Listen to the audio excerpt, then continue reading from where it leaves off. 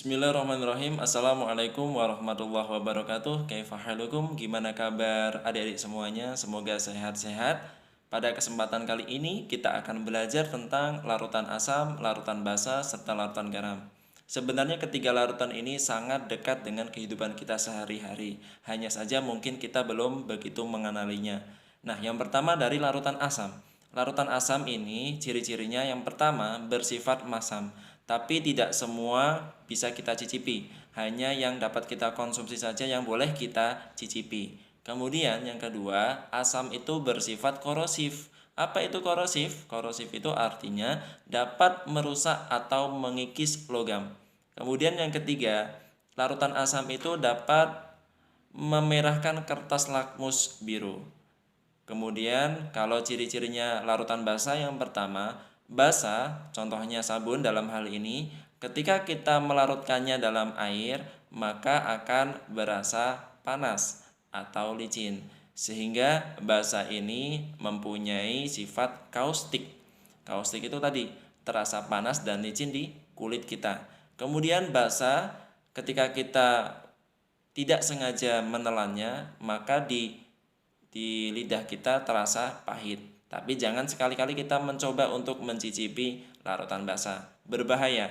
Kemudian ciri-ciri yang ketiga, larutan basa itu dapat dapat membirukan kertas lakmus. Jadi awalnya kertas lakmus warnanya merah, ketika dideteksi dengan larutan basa berubah menjadi biru.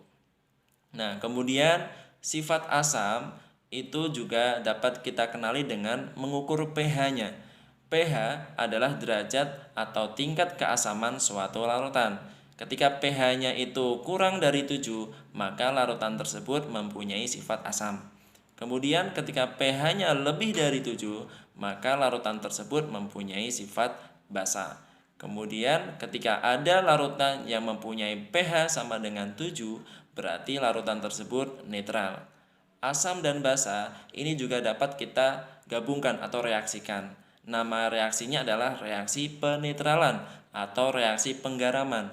Kenapa disebut reaksi penggaraman? Karena ketika kita mereaksikan asam dengan basa akan terbentuk garam dan air. Sehingga selain disebut netralisasi, yaitu ada airnya, netral, ada juga garam, maka disebut pula penggaraman seperti itu. Misalkan ada dua jenis larutan. Larutan yang pertama larutan asam klorida.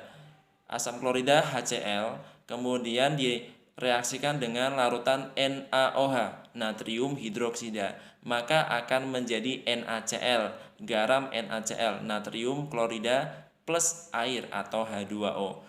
Jadi dalam hal reaksi antara asam dan basa, antara ion itu saling bertukar tempat. Asam ciri-cirinya ada ion H+, kemudian kalau basa ciri-cirinya ada ion OH-. Sehingga kalau misalkan bereaksi antara asam dengan basa akan bergabung. H dengan OH bergabung menjadi H2O. Kemudian sisanya bergabung menjadi garam.